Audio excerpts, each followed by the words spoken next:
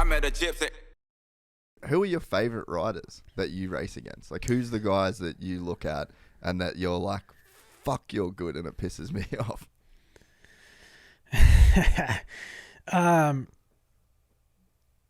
It's a good question for sure. I like racing Eli. I think he's a fun, he's a fun person to race against because he's just, what you see is what you get. He's just like digs deep, never gives up.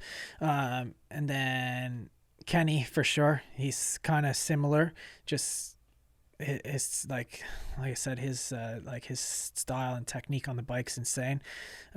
So he's always fun. But I think those two guys for sure. And then like I said, Chase, he's so flawless. Like his riding style is so precise. You can watch him ride all day, so that's cool. And I would say Eli's definitely gnarly, and obviously it shows. And then Kenny, like racing him, and like we had a good race this weekend, man. He kept me on my toes for 20 something minutes. It was one of the most intense races, but it was also cool for me because like I handled the pressure well, so that felt good. It gave me a lot of motivation going into the rest of the season that I could, do that right off the bat in the season. So that was cool. But yeah, there's honestly, and not like trying to forget any of the racers, but there's so many bad dudes right now, but that can show up anytime. But yeah, I like all those guys. They're badass. And I definitely liked K-Dub was like probably one of my favorites, like smoothness, and also he was my teammate for a couple of years, so I was like able to be around him and see him, and obviously he was at the end of his career, so it was cool to be around and see that, and he was having a really good time still. So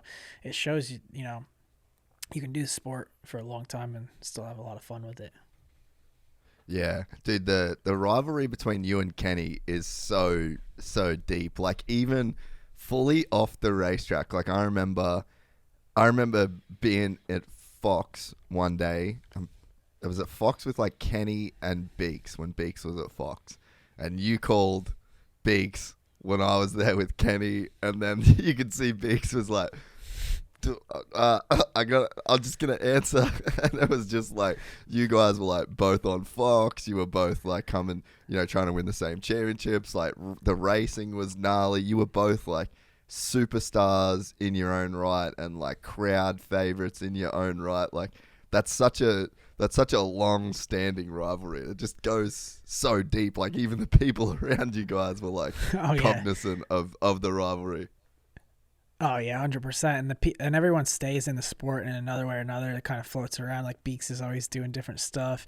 But yeah, we just both wanted to win so bad. So it was it was just so intense. And it's, still the same now, but it's just, we're a little more grown up. We're a little older. We have kids, but it's still the same thing. We just want to win. And, the intensity is probably even higher than ever.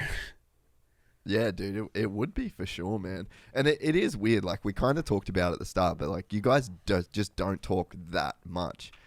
And it's like, imagine, to just put this in real person context, it's analogous to working in a place for 30 years and never talking to the coworker that sits right next to you. Like imagine you're like Homer Simpson and you're working in the nuclear power plant and you're like sitting there pushing and pulling the buttons, and the dude next to you, you've worked with him for 30 years and you just don't really talk to him. You know his name, you like hear about shit that he says about you, and like you just don't talk. It's pretty much what you guys do. It's fucking weird.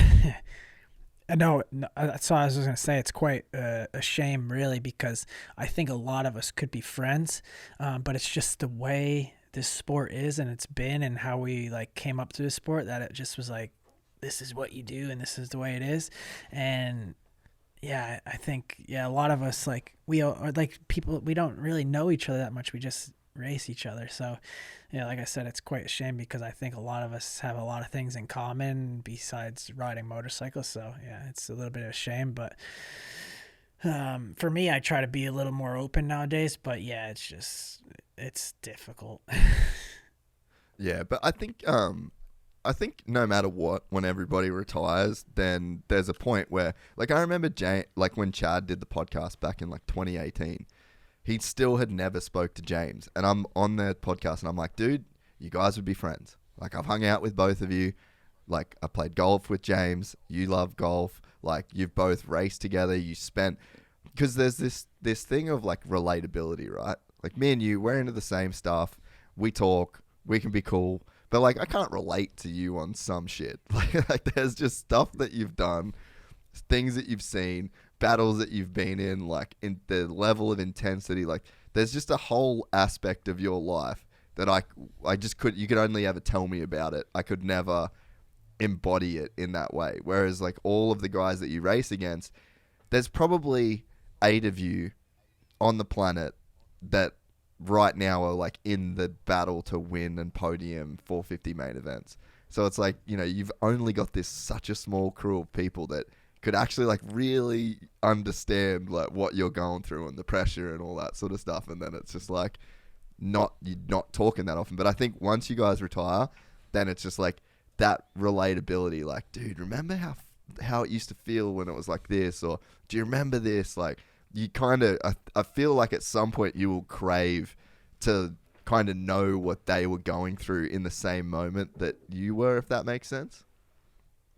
No, it makes sense completely. I think, yeah, one day for sure we'll be able to be like, hey, what did you think about that? Or yeah, definitely. It'll be cool because right now it's not that way. So it'll be cool to be like, yeah, like how about you remember that race? Or yeah, that'll be cool. And it's nice that we'll be able, I do agree. I think we'll be able to do that more and we'll see each other and just kind of feed off each other. Cause I hear like, you know, a lot of guys retire and they miss the sport. Like, you know, you had Dunge, he came back and raced the season. And like, I think you just miss that competitiveness. But for me, I think I will definitely miss the sport, but I'll do some crazy stuff with motorcycles and bicycles. So it should hopefully keep me somewhat sane.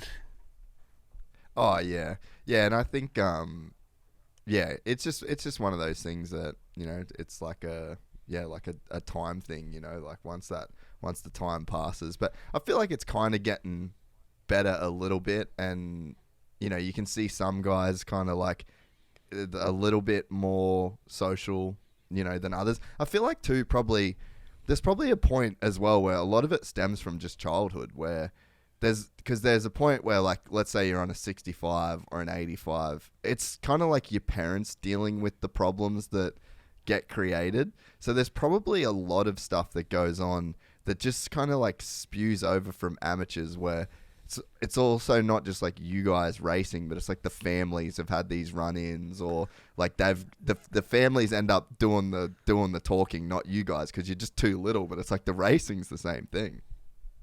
Yeah, no, the racing is the same thing. And yeah, it's even like, I think, you know, a lot of us grow up at these training facilities now and stuff too. And like being at MTF, it was kind of like we're like one big kind of family, and we just like kind of, it's like, you know, doing the shit talking and stuff, and you like just like shit talk about these other riders that you're gonna go race and stuff like that. So you just like don't, like, you're like, whatever, like I hate these guys, like I'm gonna smoke them, like all this stuff. So it just like, yeah, it starts when you're young, and you just are, it's the competitiveness, it's wild. Yeah, it definitely goes back to the root stuff for sure, like day one. And we've all been racing each other forever, and it's crazy now to be in this position. Like for instance, you're right, it is changing. Like, you know, me and Eli's pretty quiet guy, keeps to himself, kind of say hey or whatever, but nothing really more than that. And this year at Anaheim, we were both in the tunnel, and he started talking to me, and I was like,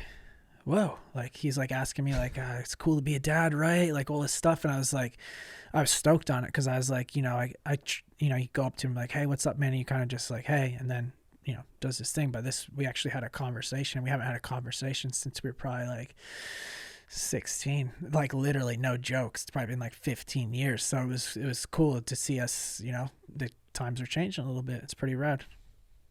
Yeah, I think it just sets up some cool stuff in the future for you guys. I think, you know, like everyone be like a 10-year high school reunion.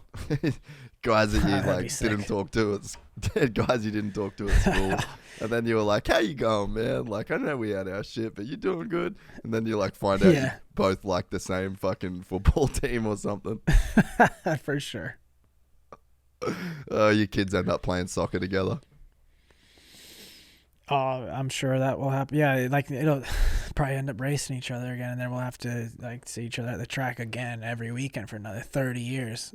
Like, it's crazy. Who knows?